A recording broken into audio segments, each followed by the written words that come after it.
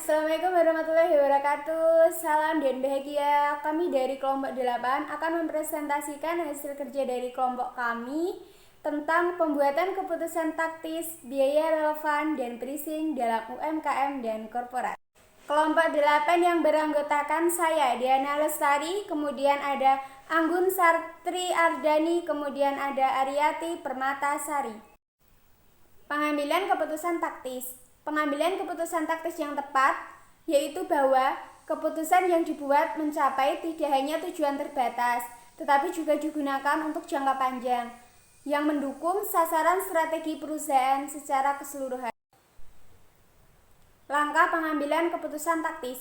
Yang pertama, kenali dan tetapkan masalah. Yang kedua, identifikasi setiap alternatif sebagai solusi yang layak atas masalah. Kemudian yang ketiga, identifikasi biaya dan manfaat yang berkaitan dengan setiap alternatif yang layak. Kemudian yang keempat, hitunglah total dan manfaat relevan masing-masing alternatif. Kemudian yang kelima, nilailah faktor-faktor kualitatif. Kemudian yang keenam, tetapkan alternatif yang menawarkan manfaat terbesar. Kemudian ini merupakan gambaran urutan dari keenam langkah pengambilan keputusan taktis, di mana setiap langkah itu harus urut dan sesuai dengan prosedur yang diterapkan. Definisi biaya relevansi. Biaya relevan merupakan biaya masa depan yang berbeda pada setiap alternatif.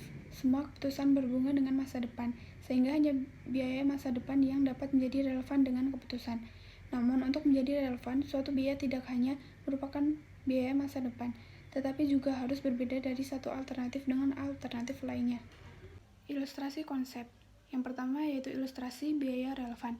Untuk mengilustrasikan konsep biaya relevan, alternatif membuat dan membeli bagi Tidwell.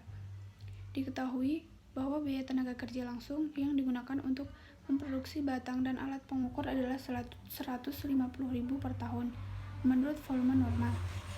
Yang kedua yaitu ilustrasi biaya masa lalu yang tidak relevan. Tidwell Products menggunakan mesin untuk memproduksi batang dan alat pengukur.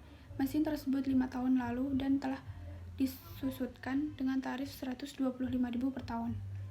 Kemudian yang ketiga, ilustrasi biaya masa depan yang tidak relevan.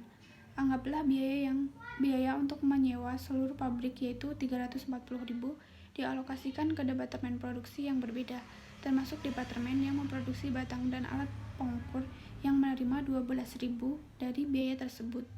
Kemudian, untuk selanjutnya yaitu etika dalam pengambilan keputusan taktis.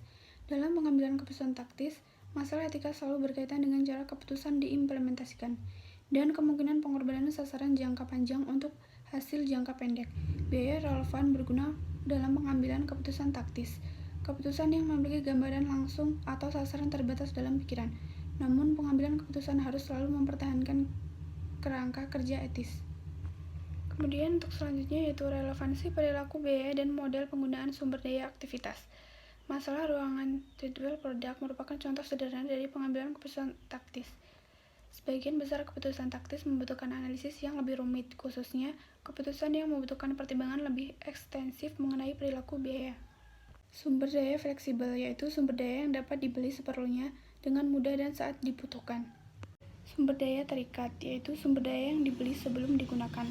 Oleh karena itu, mungkin ada kapasitas yang tidak digunakan yang akan mempengaruhi keputusan taktis. Sumber daya ini dibagi menjadi dua, yaitu sumber daya terikat untuk jangka pendek dan sumber daya terikat untuk beberapa periode. Selanjutnya, model penggunaan sumber daya aktivitas dan penilaian relevansi. Itu terdapat dari ada kolom kategori sumber daya, hubungan permintaan dan penawaran, dan kolom relevansi.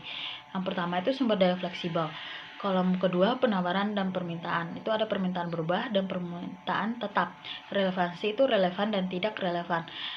Selanjutnya diperoleh di muka. Penawaran permintaan sama dengan kepastian tidak terpakai. Kolom relevansi itu tidak relevan dan relevan. Relevan tidak relevan. Ketiga, kolom diperoleh di muka atau kapasitas untuk beberapa periode. Penawaran atau dikurang permintaan sama dengan kapasitas tidak terpakai.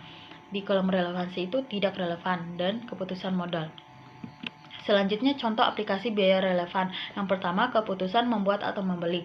Manajer sering dihadapkan dengan keputusan apakah harus membuat atau membeli komponen yang digunakan dalam memproduksi. Kedua, keputusan meneruskan atau menghentikan. Seorang manajer harus memutuskan apakah suatu segmen seperti lini produk harus dipertahankan atau dihapus. Ketiga, keputusan pesanan khusus. Berfokus pada apakah pesanan harga khusus harus diterima atau ditolak.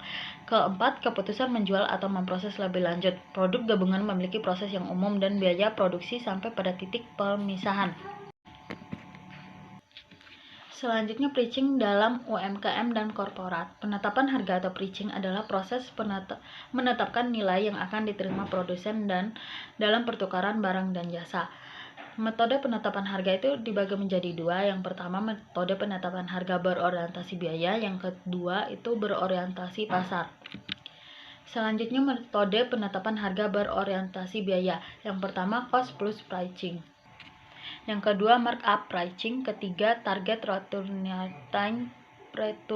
pricing. Selanjutnya, metode penetapan harga berorientasi biaya. Pertama, perceived value pricing. Metode ini menetapkan biaya dengan mempertimbangkan pendekatan pelanggan terhadap barang dan jasa seperti kualitas produk, iklan, dan promosi. Kedua, value pricing. Ketiga, going rate pricing. Keempat, auction type pricing. Lebih ke penggunaan internet. Metode penetapan harga ini berkembang dari hari ke hari. Kelima, differential pricing. Metode ini diterapkan ketika harga harus berbeda untuk pelanggan yang berbeda wilayah dan waktu.